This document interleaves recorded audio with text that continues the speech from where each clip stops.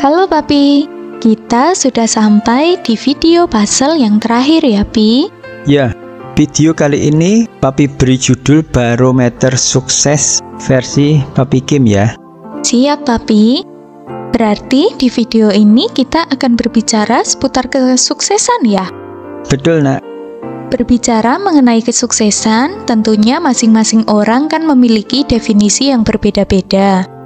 Kenapa bisa begitu ya Pi?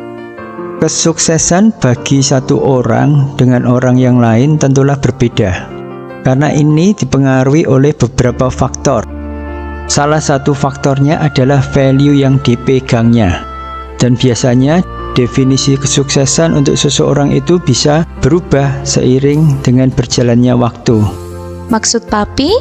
Kita ambil contoh, si A ketika masih sekolah, dia mendefinisikan sukses itu kalau sudah punya uang 10 juta, bisa beli tas sekolah, buku, seragam, sepatu yang bagus. Setelah lulus sekolah, dia mendefinisikan sukses itu kalau sudah punya motor, punya kamar sendiri, punya teman-teman satu geng. Dan setelah bekerja, dia akan mengatakan definisi sukses itu kalau sudah punya rumah kecil, sudah punya mobil biarpun bekas, sudah punya uang sekian. Ketika sudah mulai mencapai sukses-sukses kecil, dia akan mengingini mobil yang bermerek, rumah mewah, mulai berbicara soal investasi dan berbicara dengan teman-temannya bagaimana dia akan mencapai sukses besar. Dan ketika menginjak usia senja, definisi sukses adalah kalau anak-anaknya mau melanjutkan usahanya. Semua anak menantu dan cucu-cucunya bisa akur, dia dan pasangannya sehat dan berumur panjang. Oh, gitu ya Pi. Berarti bisa dikatakan bahwa kesuksesan seseorang itu bertumbuh ya Pi, dari impian di setiap kesuksesan-kesuksesan kecil yang ada. Ya. Setiap orang kan tentunya ingin hidup dengan sukses. Mereka ingin mencapai impian dan goal mereka. Kalau kita dengarkan di media sosial atau seminar, kan kita diberitahu nih kiat-kiat untuk menjadi sukses. Memang mungkin secara garis besar value suksesnya itu sama, tetapi seringkali penekanannya berbeda-beda. Menurut Papi, yang mana yang harus kita ikuti? Betul nak, karena penekanan nilai kesuksesan itu berbeda-beda bagi setiap orang. Makanya kiat-kiat untuk mencapainya juga tentu berbeda. Oh iya ya Pi, kita kan berasal dari latar belakang atau start point yang berbeda. Kalau menurut Papi, sukses itu seperti apa? Bagi Papi, kesuksesan itu memiliki 4 barometer nak. Oke, 4 barometer sukses. Berarti untuk dikatakan sukses, menurut Papi ada 4 ukuran ya Pi.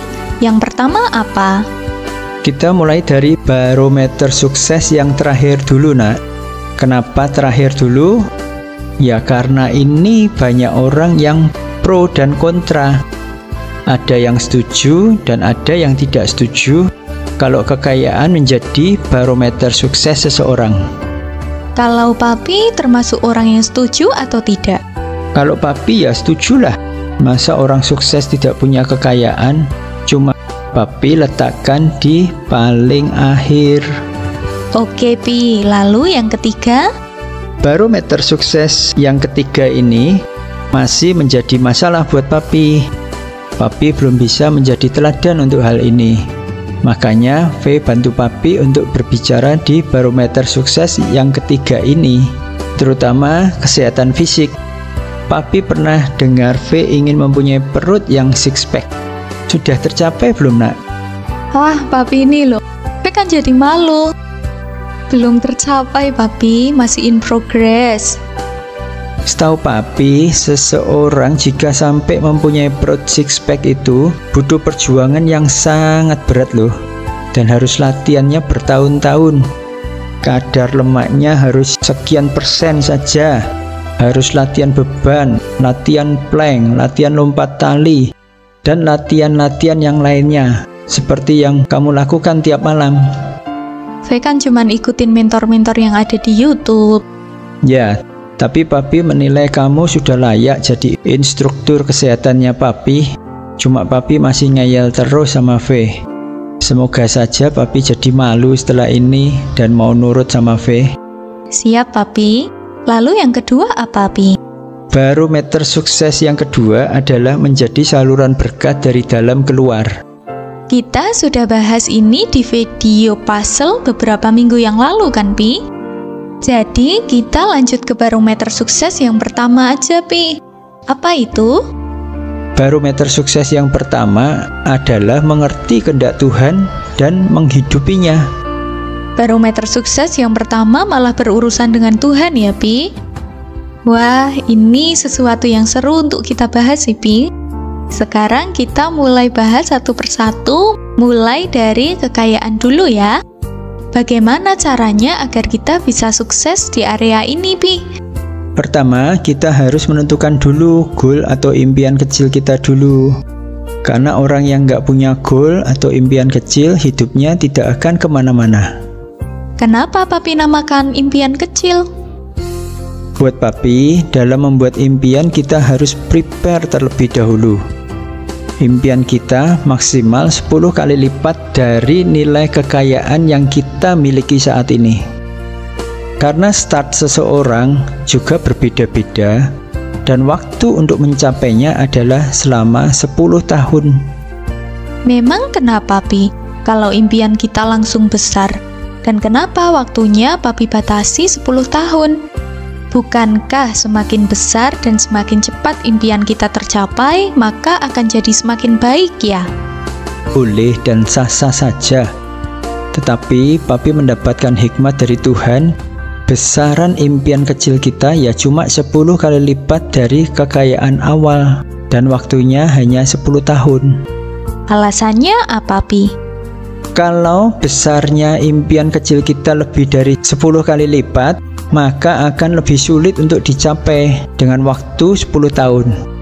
Tetapi alasan lain yang lebih tepat adalah karena Papi mendapat hikmat dari Tuhan bahwa manusia itu diberi Tuhan maksimal hanya 5 talenta. Dan masa produktif manusia yang paling umum kan selama 50 tahun. Dimulai dari usia 20-an sampai 69 tahun. Seperti yang Papi jelaskan di video puzzle talenta. Nah, waktu 50 tahun jika dibagi dengan jumlah talenta yang Tuhan berikan, ketemulah angka 10 tahun. Tentunya ini adalah opini Papi. Orang lain boleh dan sah-sah saja jika berpendapat berbeda dengan Papi. Karena ini opini Papi, keluarnya dari sekolah kehidupan yang Papi lalui bersama Tuhannya Papi. Ya, Pi. Ulangin lagi ya. Masa produktif manusia kan 50 tahun. Sedangkan talenta yang Tuhan berikan maksimal 5 talenta. Jadi perhitungannya 50 tahun dibagi 5 talenta sama dengan 10 tahun. Jadi per 10 tahun kita bisa memiliki 1 talenta. Karena waktu produktif manusia itu 50 tahun, jadinya maksimal kita hanya bisa memiliki 5 talenta. Betul begitu ya, Pi? Ya, makanya menurut Papi 10 tahun adalah waktu yang sangat pas untuk seseorang menemukan dan mengeksplor talentanya. Dan orang yang bisa mengembangkan kekayaannya hingga bertambah 1 digit nolnya per 10 tahun, Papi sebut melenting atau sukses kecil. Dan jika seseorang bisa nambah nolnya 5 digit maksimal 50 tahun, maka Papi anggap orang ini sukses besar. Ada loh orang yang hanya beberapa puluh tahun saja bisa mencapai sukses besar, yaitu kekayaannya bertambah 5 digit. Wow, itu hikmat yang keren loh. Dari setetes hikmat dari Tuhan bisa menyebar kemana-mana dan semuanya bisa presisi loh, Pi. Ya nak, hikmat Tuhan itu luar biasa, tidak terbatas dan presisi. Tuhan juga memberikan hikmat yang berbeda untuk orang lain. Maka dari itu kita juga perlu belajar dari papi-papi yang lain. yang beragama berbeda dengan papi, yang berkulit beda dengan papi. Tinggal kita pilih kira-kira kita lebih cocok dengan hikmatnya siapa. Papi juga rindu ingin mendengarkan pengajaran-pengajaran versi papi-papi yang lain. Kalau V ditanya suruh pilih hikmatnya siapa, ya pasti V pilih hikmatnya Papi Kim lah. Thank you nak, sudah mempercayai papi. Ya karena V melihat teladan Papi. Bagaimana Papi mencari hikmat Tuhan. Setiap hari Papi mendengarkan firman Tuhan sampai berkitab-kitab. Dan kalau kitabnya pendek, Papi bahkan bisa sampai 10 kitab tiap harinya. Rasanya hampir setiap saat Papi mengunyah firman Tuhan. Mau tiduran, mau lagi ngatur tukang, lagi nyetir. Lalu setelahnya Papi akan bercerita ke V tentang hikmat-hikmat yang Tuhan beri dan V buru-buru mencatatnya. Dan semenjak membuat channel ini di akhir tahun lalu, Papi kan selalu ambil puasa juga. Kadang V ikut, tapi banyak juga bolongnya. Ya, papi bersyukur Tuhan kirimkan anak Raja Wali, yaitu P. Padahal awalnya papi pikir papi harus menyewa seorang penulis atau orang yang sudah biasa membuat buku. Ternyata jawaban Tuhan seringkali ada di sekitar kita, yaitu kamu nak. Ya Pi, V aja bangga loh bisa terlibat dalam pembuatan YouTube ini. Ya nak, ayo balik ke laptop. Oke Papi, tadi kita sedang membahas bahwa impian sebaiknya 10 kali lipat kekayaan terakhir kita dan dicapai dalam waktu 10 tahun. Kalau ternyata dalam 10 tahun kok sudah tercapai, kita harus ngapain, Pi? Ya, tinggal membuat impian kecil lagi 10 kali lipat dari kekayaan kita yang terakhir. Papi pernah? Pernah. Dulu waktu awal menikah, papi punya satu dream book. Dan semua impian papi selama 10 tahun ke depan, papi tempel di situ. Semuanya bisa tercapai hanya dalam waktu 3 tahun saja. Lalu papi membuat impian kecil lagi, begitu seterusnya. Impian Papi waktu itu apa? Anak papi kok kepo banget sih. Impian papi cuma impian-impian yang sederhana. Mulai dari punya rumah kecil, yang penting tidak ngontrak, mobil bekas supaya tidak kehujanan lagi. Karena waktu itu papi hanya punya motor buntut, pakaian dan sepatu yang bagus, dasi yang keren, dompet kulit, liburan ke luar negeri, nginep di hotel yang mewah, jam tangan yang bagus, dan mempunyai anak-anak yang sehat. Jadi waktu itu baru JC yang lahir ya, Pi? Ya, Mami sempat keguguran. Papi ingat banget, setelah Papi dan Mami menikah, kami honeymoon di Bali dan Lombok di awal tahun 2003. Karena waktu itu habis terkena bom Bali. Pelayanan dari hotel di sana sangatlah istimewa. Papi hampir tiap malam disediakan makan untuk porsi 4 orang, diberikan ke kami berdua. Kamar hotel kami juga di-upgrade. Papi makan malam di bawah bulan purnama, di pinggir pantai, ditemani deburan ombak, dan 2 orang yang berdiri dan siap membantu kami. Dan satu lagi, orang yang dengan lembutnya memainkan piano hanya untuk kami berdua. Padahal kami bayarnya biasa-biasa saja. Kalau diingat-ingat, semua kebaikan Tuhan itu, papi sangat malu dengan Tuhan yang sudah memberikan kepada papi. Kita keluarga yang diberkati Tuhan dengan luar biasa. Papi mau kerahkan semua kekuatan yang papi bisa untuk melayani Tuhan. Papi senang kalian berlima melayani Tuhan di Eagle Gate atau sekolah minggu. Papi mau menjadi saluran kasih-Nya Tuhan. Papi mau mementori kalian semua sampai sukses. Papi mau membekali mensof kalian. Papi mau mendoakan kalian biar mendapatkan jodoh yang terbaik yang dari Tuhan. Papi mau menyayangi kalian seperti papi menyayangi JC dan David. Juga anak-anak yang mau mendengarkan YouTube papi dan memilih papi menjadi mentor kalian. Kalian semua boleh memanggil papi, Papi Kim. Ya, papi ingin menyiapkan hati untuk menyayangi ratusan ribu anak atau bahkan lebih jika Tuhan izinkan. Papi sayang kalian semua. V bisa merasakan kasih Tuhan lewat hidup Papi sih. V juga sayang Papi, sayang Mami, sayang adik-adik. Papi jaga makan ya. Ya nak, Papi akan lulus di ujian kehidupan Papi soal makan ini nak. Kita lanjutkan ke barometer sukses nomor 3 ya. Tetapi untuk barometer ini P bantu Papi ya. Oke Papi, kita bahas dulu mulai dari kesehatan jasmani atau kesehatan tubuh ya Pi. Kalau menurut V, Papi harus mulai serius loh menjaga kesehatan. Visinya Papi kan visi yang besar dan membutuhkan waktu yang tidak sebentar. Ya nak. Papi kan punya gula darah yang tinggi.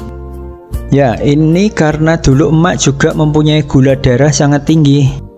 Ya Papi, mungkin memang benar. Keturunan orang dengan diabetes memiliki resiko terkena diabetes lebih besar. Tetapi itu bukan faktor utamanya loh. Faktor utama dari diabetes bukanlah faktor keturunan secara genetik, tetapi faktor cara makan yang salah yang diturunkan karena pola makannya yang kurang tepat.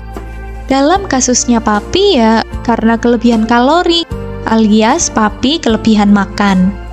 Ketika kita mengonsumsi makanan terutama yang mengandung tinggi karbo, maka tubuh akan mengubahnya menjadi glukosa dalam darah. Hal ini merangsang pankreas untuk memproduksi hormon insulin. Hormon insulin itu untuk menurunkan gula? Secara garis besar, iya Pi. Nah, hormon insulin ini yang akan mengubah gula darah menjadi energi. Kalau ternyata energi tersebut tidak digunakan, maka kelebihan energi akan dipindahkan ke sel otot, sel lemak dalam bentuk glikogen.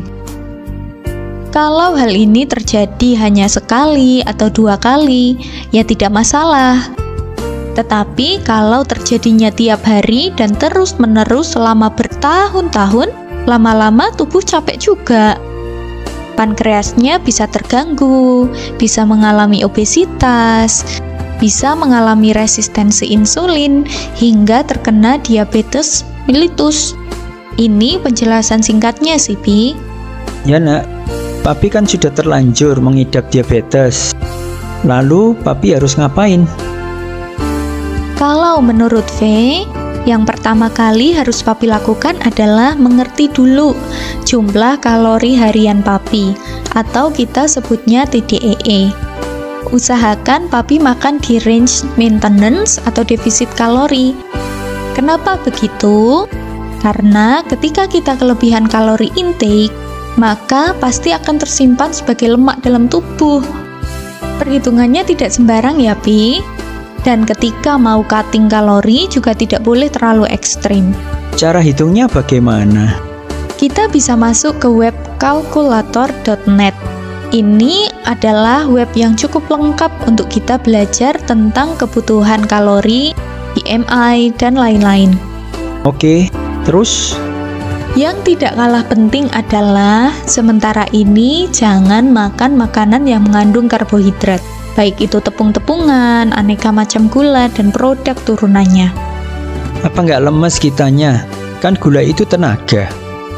Mungkin untuk beberapa hari pertama, Papi akan merasa lemas. Tetapi Tuhan itu menciptakan tubuh kita dengan sempurna loh, Pi.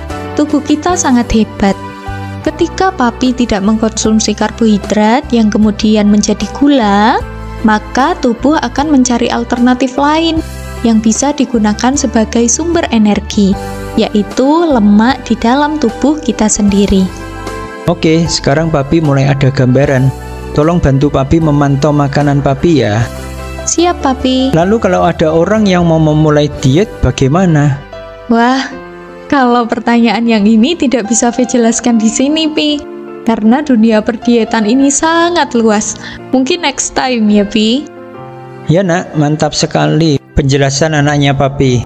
Sekarang kita lanjutkan ke kesehatan jiwani dan kesehatan rohani. Oke, kita mulai dari apa itu kesehatan jiwani? Kesehatan jiwani ini mencakup kesehatan emosional, kesehatan psikologis, dan kesehatan sosial, nak. Ini sesuatu yang penting juga ya? Ya, ini sesuatu yang penting, nak. Orang dengan jiwa yang sehat akan mampu mengatasi stres, tidak mudah tertekan, dapat menjalin hubungan dengan sesama manusia, dan seringkali kesehatan jiwa ini juga berpengaruh terhadap kesehatan fisik loh. Contohnya, Pi?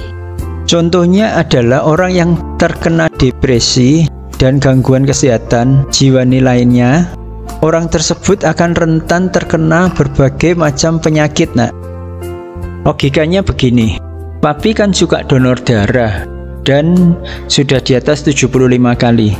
Setahu Papi, seseorang yang takut sewaktu akan diambil darahnya, maka pembuluh darahnya akan menciut, sehingga malah kesulitan orang tersebut diambil darahnya. Sedangkan hampir semua urusan kesehatan manusia berhubungan dengan darah. Kalau jalannya atau pembuluh darah ini menciut karena takut, stres, dan depresi, maka tidak heran akan mempengaruhi tubuh jasmani kita. Bener sih, Pi. Kadang ada orang yang kalau sedang tidak enak hatinya, entah karena takut, stres, ataupun depresi, seringkali tiba-tiba merasa pusing atau geliang, diare, atau tiba-tiba mahnya kambuh juga. Ya. Memangnya kenapa sih, Pi, sampai ada orang yang mengalami masalah kejiwaan? Banyak faktornya, nak. Kalau Papi boleh ringkas, karena orang tersebut tidak mempunyai kotak segi 6 yang seperti Papi jelaskan di video 99 values. Semua masalah mempunyai cara penyelesaiannya yang berbeda-beda dan waktunya tidak sama. Jadi tidak boleh dicampur aduk menjadi satu. Kalau sudah kecampur aduk akan sulit membenahinya dan menjadikan orang itu overload atau stuck. Papi bisa beri contoh? Menurut Papi ada dua macam orang yang jiwanya sakit. Yang pertama adalah orang yang terluka batinnya atau luka masa lalu yang dalam dan belum disembuhkan. Seseorang yang memiliki trauma dan luka batin yang terlalu dalam dan tidak terselesaikan selama bertahun-tahun akan berakibat gangguan mental seperti bipolar, OCD, DID, dan lain-lain. Yang kedua adalah orang yang mendapatkan gangguan dari roh-roh jahat. Oh, I see. Terus kalau anak-anak zaman now yang dikit-dikit bilang, oh aku butuh healing nih, dikit-dikit bilang, aku kelihatannya kena mental sih, dikit-dikit bilang, lingkunganku toksik banget. Tanggapan Papi bagaimana? Kalau pandangan Papi sih itu adalah ujian di sekolah kehidupan yang harus dihadapi anak tersebut. Tidak boleh kita dikit-dikit bilang, oh ini salahnya orang ini, oh ini salahnya orang itu.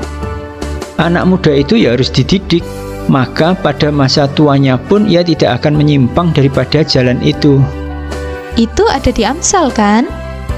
Ya, di Amsal 22 ayat 6. Jadi kita harus meletakkan masalah-masalah kita di kotaknya masing-masing, seperti yang sudah Papi jelaskan di video Puzzle 99 Values. Berarti kami sebagai anak muda tidak boleh sedikit-sedikit berkata kena mental, sedikit-sedikit bilang kena trust issue. Kena masalah dikit langsung tenggelam dalam kesedihan yang berlarut-larut, sakit hati sama orang ini, sakit hati sama orang itu. Karena semua ini hanyalah ujian di sekolah kehidupan yang memang tidak mudah penyelesaiannya dan harus dihadapi oleh pribadi lepas pribadi. Tidak bisa diwakilkan kan ya? Ya, banyak yang menyimpan sakit hati sampai bertahun-tahun, seperti Papi dulu. Bahkan ada yang sampai dipanggil Tuhan juga masih menggenggam erat sakit hati itu. Menurut Papi sangatlah tidak bijaksana jika seseorang menyimpan sakit hati. Yang rugi pasti dirinya sendiri. Sedangkan orang yang menyakiti seringkali sudah tidak ingat dan melenggang kangkung di hadapan kita seperti tanpa dosa. Karena Papi pernah mengalaminya, sekarang Papi bisa berbicara. Cukup tandai orang tersebut dan jangan sampai dia masuk ke ring terdekat hidup kita. Tetapi lepaskan pengampunan. Karena jika tidak mau melepaskan pengampunan, ya kita sendiri yang rugi. Orang yang tidak bisa memberikan pengampunan kepada orang yang telah menyakitinya, maka bisa diibaratkan dia sedang membawa beban yang berat kemanapun dia pergi. Dan kalau papi boleh beri saran ke anak muda, jangan lagi mengeluh soal beratnya hidup ini. Hari ini papi mau ngomong ya, hadapi semua satu persatu masalahmu. Masalah yang kamu hadapi tidak akan langsung selesai. Jika belum selesai, masukkan kembali ke kotaknya masing-masing. Kalau sudah selesai, kamu akan mendapatkan hadiah value yang akan membuatmu menjadi lebih dewasa dan lebih kuat. Mensofmu akan bertumbuh, dan itu semua dimulai dari perkataanmu. Katakanlah hal-hal yang baik tentang dirimu. Katakanlah hal-hal yang baik tentang lingkunganmu. Dan yang paling penting adalah jaga pikiranmu. Jadi, akhirnya saudara-saudara, semua yang benar, semua yang mulia, semua yang adil, semua yang suci, semua yang manis, semua yang sedap didengar, semua yang disebut kebajikan dan patut dipuji, pikirkanlah semuanya itu.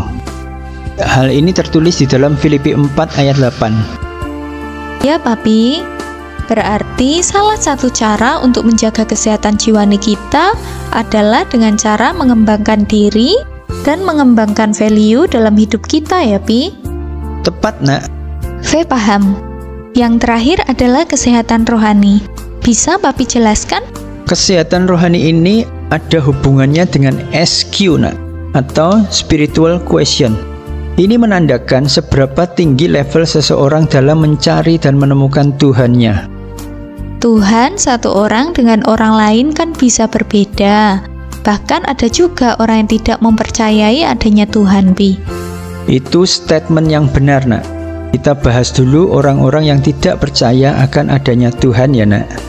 Seseorang yang awalnya percaya adanya Tuhan, ketika ada tantangan di sekolah kehidupannya, pasti akan berdoa kepada Tuhannya. Nah, ketika orang tersebut tidak mendapatkan jawaban dari Tuhannya, maka dia akan kecewa. Ada yang langsung kecewa dan murtad meninggalkan Tuhannya. Tetapi ada yang sabar berdoa sampai bertahun-tahun, tetapi karena tetap tidak mendapat jawaban juga, akhirnya dia ikutan memutuskan untuk meninggalkan Tuhannya. Kenapa Tuhan kok tidak menjawab doa kita ya, Pi? Menurut papi, ada beberapa hal yang menyebabkan Tuhan tidak menjawab. Pertama, ya karena Tuhannya tidak hidup. Cuma kita yang ngomong atau berdoa, tidak bisa menjawab waktu diajak omong-omong dua arah. Yang kedua, ya karena salah dalam hal berdoa. Memangnya Tuhan bisa ngomong ya, Pi? Dan kenapa papi mengatakan kita salah berdoa? Memangnya doa ada aturannya? Tadi kan V bertanya, kenapa Tuhan tidak menjawab doa kita? Namanya berdoa itu kan sama dengan berbincang-bincang.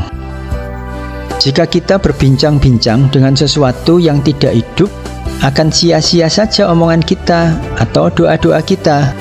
Makanya papi mengatakan Tuhannya tidak hidup. Maksud papi adalah orang tersebut salah mengajak ngomong benda mati yang dianggapnya Tuhan. Contoh, ada orang yang menganggap matahari atau bulan menjadi Tuhannya. Terus ada lagi yang menganggap batu, logam atau kayu yang kemudian ditata menyerupai sesuatu, lalu diajak bicara, atau benda mati lainnya dijadikan Tuhannya. Kalau benda mati diajak omong-omong ya pasti akan diam saja. Malah kalau bisa ngomong, orang akan lari karena benda mati kok bisa ngomong. Papi ingin menjadi orang yang presisi. Jika ya, papi katakan ya. Jika tidak, akan papi katakan tidak. Selebihnya adalah dari si jahat. Maksudnya, orang yang menambahi sesuatu fakta atau mengurangi fakta, itu kan berarti dia menipu akan apa yang diinformasikannya. Ada tertulis setan itu bapak dari penipu. Nah, penipu itu jahat nggak? Ya kalau itu batu, logam, atau kayu yang dibentuk menjadi sesuatu, itu tetap benda mati. ya jangan dikatakan itu bisa diajak omong-omong seperti omong-omong dengan makhluk hidup, apalagi menganggapnya sebagai Tuhan. Mau diajak omong semiliar kali pun ya tetap tidak akan bisa menjawab. Titik. Oke, ini V paham. Kasian ya Pi, kalau orang cuma percaya saja tetapi tidak memakai logika, malah bisa ditipu oleh oknum-oknum pemimpinnya. Lalu kalau salah berdoa itu maksudnya bagaimana? Papi mau tanya dulu, SQ itu adalah kecerdasan seseorang dalam mencari Tuhannya. Lalu? Apakah orang yang tinggi level SQ-nya ada yang kaya? Pasti ada dong, Pi. Lalu, apakah orang yang tinggi level SQ-nya ada yang miskin? Ada.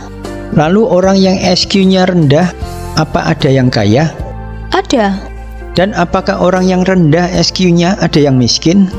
Ada juga. Kalau begitu, orang yang berdoa minta hidupnya kaya atau sukses tidak akan ngefek, alias sia-sia dong. Mau itu kepada Tuhan dengan tanda SQ orang tersebut tinggi, ataupun kepada setan dengan tanda SQ orang tersebut rendah. Tapi benar juga ya Pi, kalau orang yang level SQ-nya tinggi dan rendah bisa sama-sama kaya dan bisa sama-sama miskin, maka sebetulnya tidak berpengaruh dong apakah orang itu hubungannya dekat sama Tuhan atau dekat sama setan.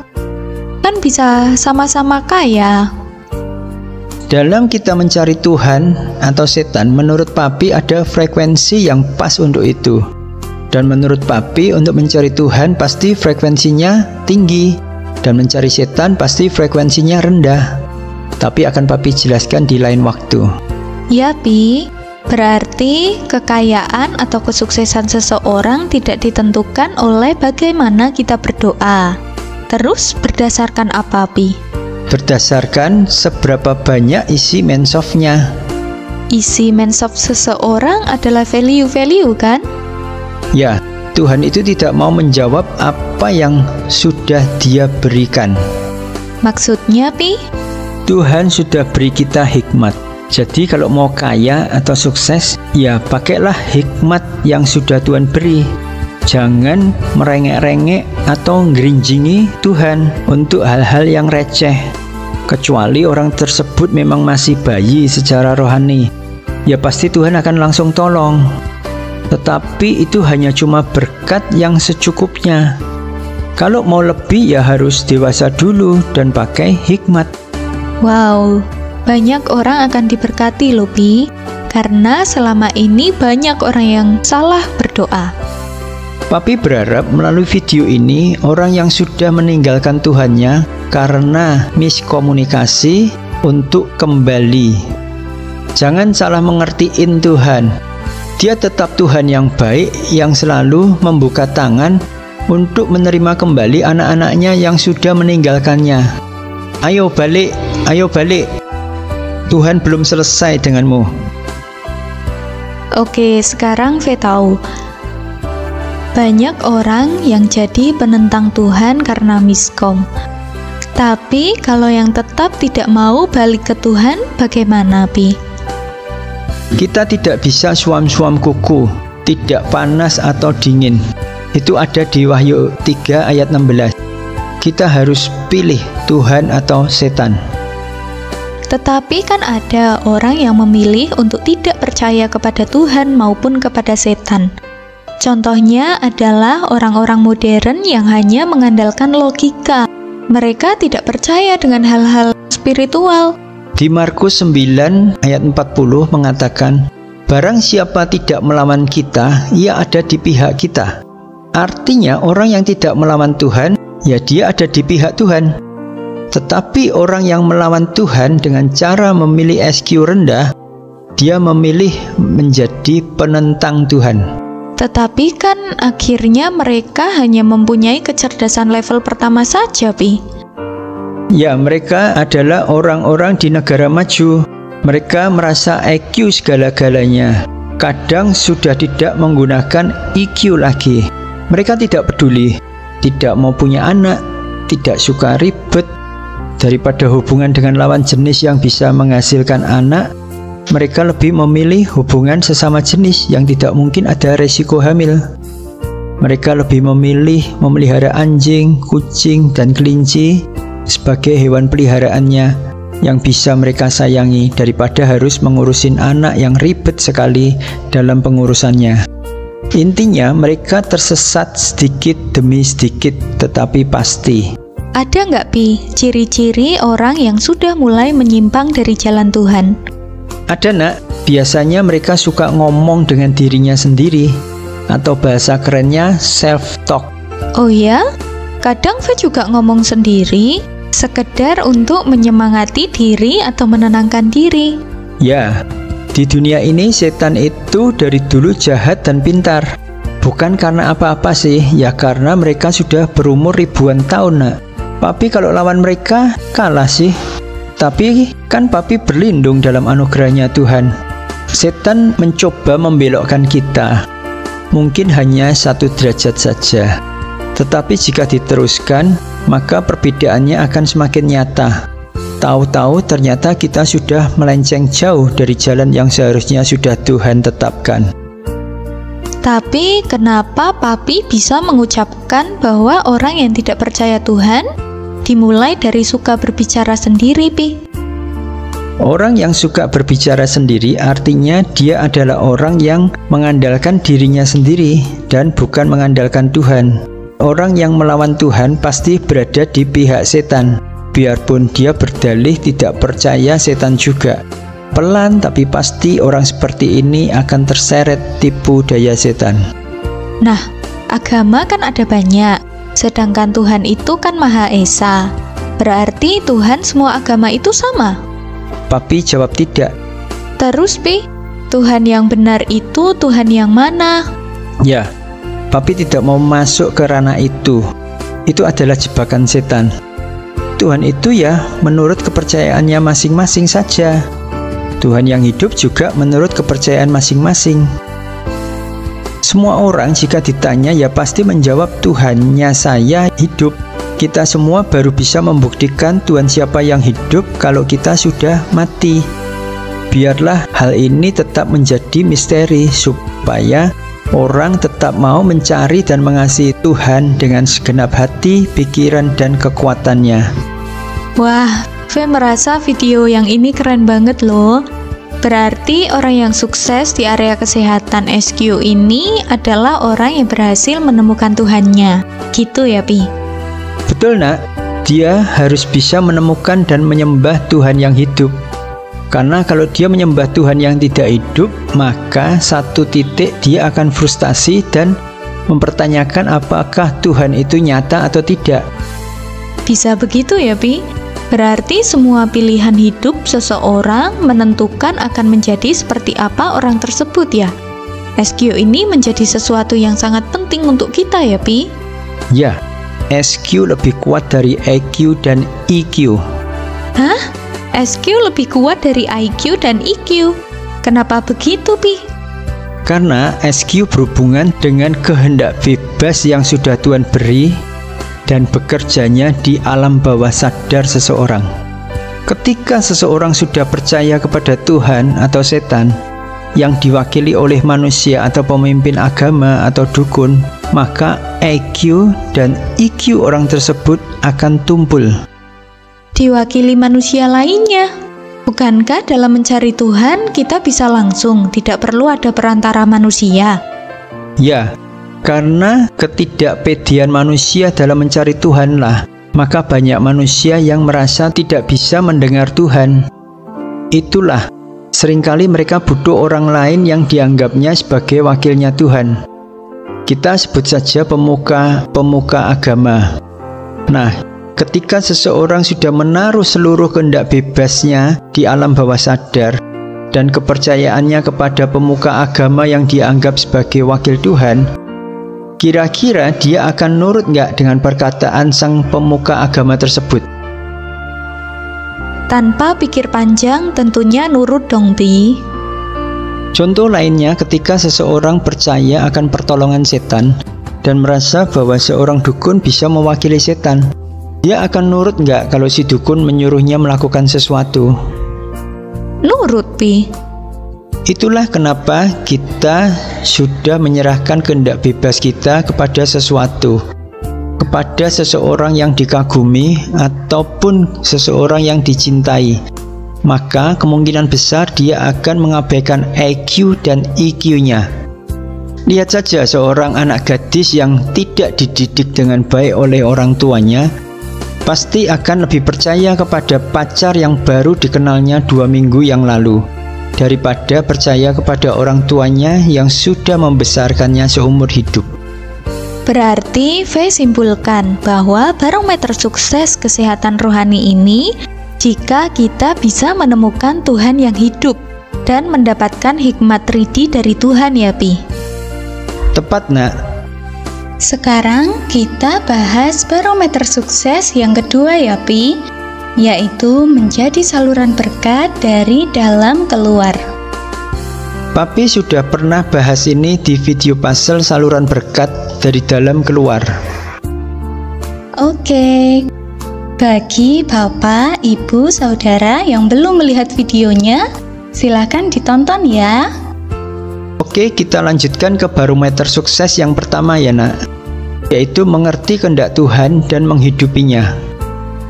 Berarti ini ada hubungannya dengan SQ dong, Pi, yang Papi sudah bahas tadi.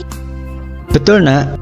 V tahu kan bahwa manusia itu diciptakan oleh Tuhan dan setiap manusia punya tujuan hidupnya masing-masing. Tuhan punya rencana untuk setiap kita. Berarti kita harus memastikan bahwa Tuhan yang kita sembah adalah Tuhan yang benar dan hidup, ya Pi. Karena kalau tidak, maka kita tidak akan pernah tahu rencana apa yang Tuhan kehendaki dalam hidup kita. Betul, Nak. Lalu bagaimana caranya kita bisa yakin bahwa Tuhan yang kita sembah ini mempunyai rencana dalam hidup kita, Pi? Tuhan yang hidup akan memperdengarkan suaranya dan menjawab doa-doa kita, Nak. Kalau hubungan kita dengan Tuhan adalah hubungan yang benar, maka kita akan mendapatkan kasih, sukacita, dan damai sejahtera sebagai barometer. Ini suara dari Tuhan atau bukan? Oke, Papi. Kesimpulannya adalah seseorang yang mempunyai kesehatan yang baik sudah Papi anggap sukses, meskipun secara materi dia tidak begitu sukses. Seseorang yang bisa menjadi saluran berkat bagi banyak orang juga Papi anggap sukses, meskipun mungkin tidak terlalu sukses di bidang materi dan kesehatannya.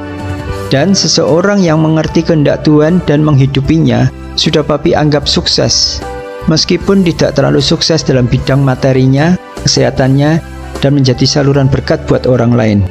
Atau sebaliknya, seseorang bisa Papi anggap sukses jika dia bisa sukses di salah satu ataupun keempat-empatnya dari barometer sukses yang telah Papi jelaskan panjang lebar ini. Ya, Pi, ini kan video puzzle terakhir dan Papi beri judul barometer sukses. V kok pingin kita bisa mencapai kesuksesan bersama. Bagaimana caranya kita bisa sukses bersama keluarga besar bangsa Indonesia? Di dalam Amsal 28 ayat 2 dikatakan, karena pemberontakan negeri banyaklah penguasa-penguasanya, tetapi karena orang yang berpengertian dan berpengetahuan tetaplah hukum. Korelasinya apa, Pi? Harus muncul singa-singa muda yang berani melawan serigala berbulu domba, Nak. Yang Papi maksud sebagai singa-singa muda itu siapa, Pi? Orang-orang yang berpengertian dan berpengetahuan. Betul, Nak. Harus muncul orang-orang yang mempunyai kecerdasan 2D dan kecerdasan 3D. Karena dengan adanya mereka, maka tetaplah hukum. Masih banyak hukum di negara tercinta kita ini yang masih bisa diperjualbelikan. Siapa yang mempunyai uang yang lebih banyak, dia yang akan menang. Tapi dengan adanya orang-orang berpengertian dan berpengetahuan yang berani melawan oknum-oknum yang melanggar hukum ini, oknum-oknum asing dan antek-anteknya yang Papi sebut sebagai serigala-serigala berbulu domba ini, maka hukum di negeri ini akan dapat dijalankan dengan baik dan adil. Tetapi bagaimana caranya, Pi? Caranya adalah bawa mereka ke tempat yang terang. Hah? Ke tempat terang? Betul, Nak. Yang Papi maksud sebagai tempat yang terang adalah kita memviralkan, biar masalahnya menjadi terang atau padang.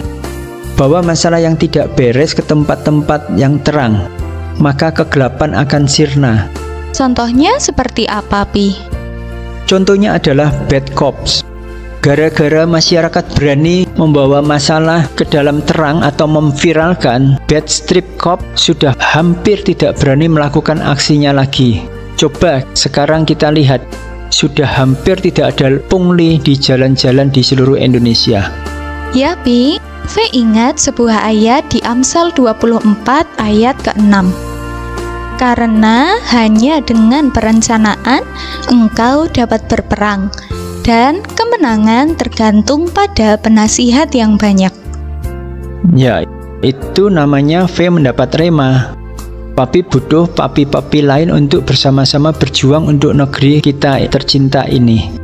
Papi-papi singa juga harus muncul untuk membimbing singa-singa muda yang nantinya akan memerangi serigala berbulu domba. Benar sekali. Kami anak-anak muda sangat membutuhkan papi-papi yang turut mendidik dan membimbing kami. Sebelum selesai, Papi mau sedikit bercerita. Papi kenal dengan seorang murid dari almarhum Eyang Anis yang bernama Pak Sani. Beliau adalah seorang Melayu yang berkewarganegaraan Singapura yang merupakan seorang dokter ahli membuat kaki palsu. Beliau seorang muslim yang taat, santun, dan sangat Papi segani. Seringkali beliau menggratiskan orang yang tidak mampu ketika membuat kaki palsu. Beliau pernah memberikan masukan kepada Papi bahwa kunci kesuksesan sebuah negara adalah wakil rakyatnya yang bersih dan membela rakyatnya. Kadang kita perlu mendapat masukan dari orang lain ketika kita berada di dalam suatu masalah. Kita harus berpikir out of the box. Thank you Pak Sani. Bu Mar. Bu Mar adalah anak kandung dari Eyang Anis. Salam dari Indonesia. Om Sani, salam juga dari V. Salam kenal Bu Mar. Terus kita lanjut ya Pi. Ini kan sesuatu yang sulit Pi. Untuk menjadi seorang anggota DPR saja butuh waktu bertahun-tahun. Bahkan ada yang sampai puluhan tahun. Mereka juga harus membayar mahar yang sangat mahal. Jadi, setelah mereka bisa mendapatkan posisi di DPR, pastinya mereka akan mengusahakan untuk tanda kutip balik modal, bahkan mencari keuntungan. Karena ini kan sama saja dengan karir yang sudah mereka perjuangkan seumur hidup mereka. Betul Nak, ini memang sesuatu yang sulit. Makanya Papi di awal mengatakan untuk mengubah kolam B menjadi kolam A butuh waktu berpuluh-puluh tahun, 1 atau 2 generasi. Tapi jika kita bersatu dan mengumpulkan orang-orang yang berhikmat 2D dan 3D, maka kita pasti bisa memperbaiki dan menjaga hukum-hukum di negeri kita. Untuk hal ini Papi punya impian. Satu kali Papi akan menubuatkan, yaitu mendirikan tower kita di setiap kota dan kabupaten di seluruh Indonesia. Apa itu tower kita, Pi? Suatu bangunan yang tingginya 10 lantai yang akan menjadi markas semua papi-papi Raja Wali dan papi-papi Singa beserta dengan pengusaha-pengusaha lokal untuk menggerakkan ekonomi di daerah sekitar tower kita. Dan Papi yakin tower kita akan menggerakkan ekonomi di masyarakat sekitarnya. Amin Papi. V selalu berdoa dan mendukung cita-cita Papi yang mulia ini.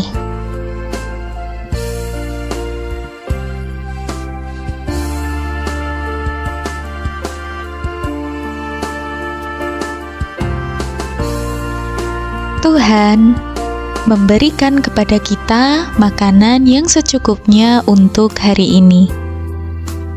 Seseorang yang memiliki SQ yang tinggi maupun rendah bisa sama-sama kaya dan juga bisa sama-sama miskin. Oleh karenanya, Papi Kim berpendapat bahwa sia-sialah orang yang berdoa kepada Tuhan ataupun setan untuk meminta kekayaan. Jika kita menginginkan kekayaan, maka kita harus membangun mensos kita dengan berbagai macam value. Apakah Anda ingat bagaimana cara mendapatkan value? Ya, cara untuk mendapatkan value adalah dengan menghadapi dan mengalahkan ujian di sekolah kehidupan kita. Dan untuk memenangkan ujian di sekolah kehidupan kita membutuhkan yang namanya hikmat. Hikmat hanya bisa diperoleh jika kita mempunyai IQ dan EQ yang berasal dari pengetahuan dan pengertian yang benar. Pengetahuan dan pengertian yang benar hanya bisa diperoleh jika didasari oleh fakta yang disampaikan secara presisi. Saya berdoa, kiranya keluarga besar bangsa Indonesia bisa menangkap hikmat yang daripada Tuhan. Didasari dengan fakta yang utuh, penyampaian informasi secara presisi, mendapatkan ilmu pengetahuan dan ilmu pengertian yang benar, mendapatkan hikmat pengetahuan atau IQ dan hikmat pengertian atau EQ, hingga bisa mencapai hikmat 3D yang dilahirkan dari persekutuan dengan Tuhan yang hidup. Saya yakin dan percaya, dengan bertambahnya orang-orang yang berhikmat, maka tetaplah hukum di Indonesia. Kita akan menjadi negara yang beradab. Kita akan menjadi negara yang maju. Kita tidak akan lagi dibodohi oleh asing dan SPD. Ayo, bangkitlah 12.000 papi untuk generasi muda Indonesia kita.